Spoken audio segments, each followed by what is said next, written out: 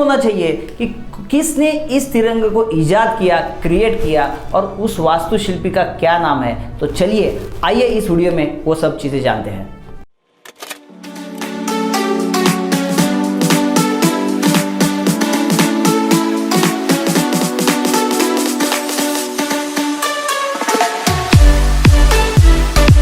दोस्तों, हम सब लोग नेता, अभिनेता और क्रिकेट खिलाड़ी को तो याद करते रहते हैं, लेकिन उनको याद नहीं करते जिनकी बदौलत हम लोग आज ये आज़ादी का अमृत महोत्सव मनाने जा रहे हैं।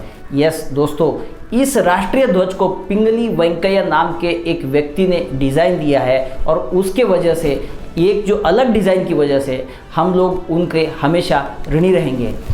एक ये बहुत पुरानी बात है कि इस राष्ट्र ध्वज के वास्तुशिल्पी पिंगली वेंकैया का जन्म 2 अगस्त 1876 में हुआ था और उनका पालन पोषण तेलुगु ब्राह्मण परिवार में आंध्र प्रदेश के मछलीपट्टनम के पास एक छोटे से कस्बे में हुआ था। पिता का नाम हनुमंतराव नायडू और माता का नाम वेंकटरमना था और मद्रास में अपनी हाई स्कूल की पढ़ाई पूरी करने के बाद वो डिग्री करने के लिए कैम्ब्रिज गए और उन्हें भूविज्ञान और कृषि का बहुत ज़्यादा शौक था।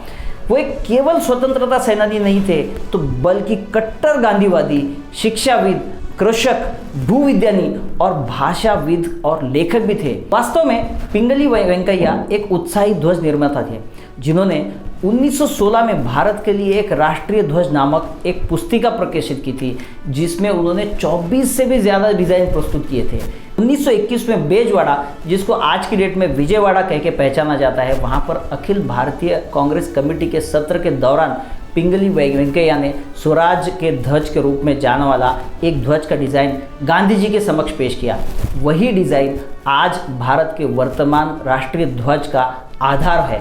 शुरू में इसमें देश के प्रमुख 2 समुदायों, हिंदू और मुस्लिम का प्रतीक करने के लिए लाल और हरे रंग की पट्टियां शामिल थी। गांधी जी की सलाह पर पिंगली वेंकैया ने खादी की बंटिंग पर एक चरखा डिज़ाइन किया और साथ में हरे रंग के ऊपर लाल रंग लगाया और बीच में सफ़ेद बैंड जोड़ दिया। सफ़ेद रंग शांति और भारत में बाकी रहने वाले समुदाय का प्रतिनिधित्व करता था और चरखा देश की प्रगति का प्रतीक था। उनके डिज़ाइन को भारत और उनके लोगों को एक अलग पहचान दी थी। गांधी जी की स्वीकृति ने इस ध्वज को काफ़ी लोकप्रिय बना दिया था। यह 1931 तक उपयोग में था।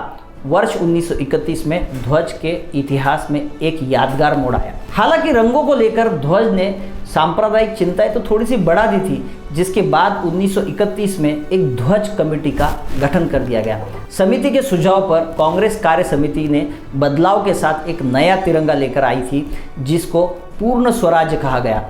उसी वर्ष तिरंगे का ध्वज हमारे राष्ट्रीय ध्वज के रूप में अपनाने के लिए एक प्रस्ताव पारित किया गया। इस संशोधित झंडे को लाल रंग के स्थान पर केसरिया रंग से बदल गया था। सफ़ेद पट्टी को बीच में स्थानांतरित किया गया और केंद्र में, मतलब सेंटर में, पट्टी में चरखा जोड़ दिया गया, जिसका अभिप्राय था कि रंग गुणों के लिए खड़े थे, ना कि समुदाय के लिए। साहस और बलिदान के लिए केसरिया, सत्य और शांति के लिए सफ़ेद और विश्वास और ताकत के लिए हरा, ऐसा रंगों का डिज़ाइन हमारे राष्ट्रध्वज में डाला गया, जिसमें सांप्रदायिकता को अलग रख दिया गया। गांधी जी का चरखा जनता के कल्याण का प्रतीक माना गया।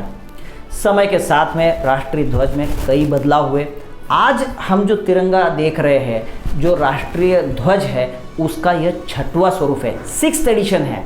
इसे इसके वर्तमान स्वरूप में 22 जुलाई 1947 को आयोजित भारतीय संविधान की सभा के बैठक में अपनाया गया, जो 15 अगस्त 1947 को अंग्रेज़ों से भारत की स्वतंत्रता के कुछ ही दिन पहले आयोजित की थी। इसे 15 अगस्त 1947 और 26 जनवरी 1950 के बीच में भारत के राष्ट्रीय ध्वज के रूप में अपनाया गया और इसके बाद भारतीय गणतंत्र ने इसे अपनाया।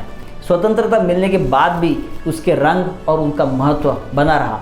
केवल ध्वज में चलते हुए चरखे के स्थान पर सम्राट अशोक के, और इस प्रकार कांग्रेस पार्टी का तिरंगा का ध्वज अंततः स्वतंत्र भारत का तिरंगा बन गया। हमारा राष्ट्रीय ध्वज तिरंगा भारत के मूल्यों और विचारों का प्रतिनिधित्व करता है। भारत के तिरंगे का एक गूढ़ अर्थ जो प्रतिभाषित करता है कि देश अपने जीवन मूल्यों को क्या क्या मानता है और इसके लिए क्या क्या प्रयास करता है। भारत का राष्ट्रीय ध्वज देश के लिए सम्मान, देशभक्ति और स्वतंत्रता का प्रतीक है। यह भाषा, संस्कृति, धर्म, वर्ग आदि में अंतर के बावजूद भी एक सारे लोगों को एकता का प्रतिनिधित्व करता है। हमारा राष्ट्रीय ध्वज जो कि लगभग आधा दर्जन पड़ाव के बाद आज दुनिया के सामने भारत की आन बान और शान के रूप में लहरा रहा है, वह स्वाधीनता आंदोलन में भारत की आज़ादी के लिए एक आंदोलन में भी उत्प्रेरक या मोटिवेशन का काम करता था। इस ध्वज को लेकर हमारे आंदोलनकारी भारत की आज़ादी के लिए मर मिटने के लिए तैयार रहते थे। सन 2002 तक राष्ट्रध्वज के प्रोटोकॉल के तहत उसे फहराने के लिए कुछ बंदिशें थी। उसे हर कोई हर जगह नहीं फहराया जा सकता था। तब तक सिर्फ 26 जनवरी और 15 अगस्त को और 2 अक्टूबर जैसे विशेष अवसरों के अलावा निजी नागरिकों को राष्ट्रीय ध्वज फहराने की अनुमति नहीं थी।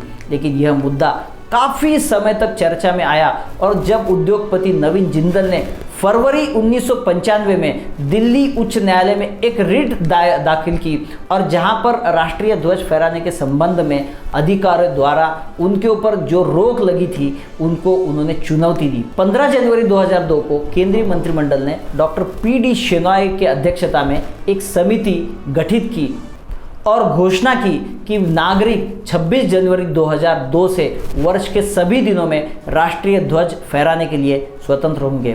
तो दोस्तों, ये सारी स्टोरी आपको कैसी लगी और आज़ादी का अमृत महोत्सव आप किस तरह से मनाने वाले हैं, ये हमें इस वीडियो के कमेंट सेक्शन में ज़रूर बताइए। और आप सभी को आज़ादी के 75 वर्ष कंप्लीट होने के लिए बहुत बहुत शुभकामनाएं, बहुत बहुत अभिनंदन। और ऐसे ही वीडियो के सब्जेक्ट हमें देते रहिए और हमारे चैनल को भी सब्सक्राइब कीजिए।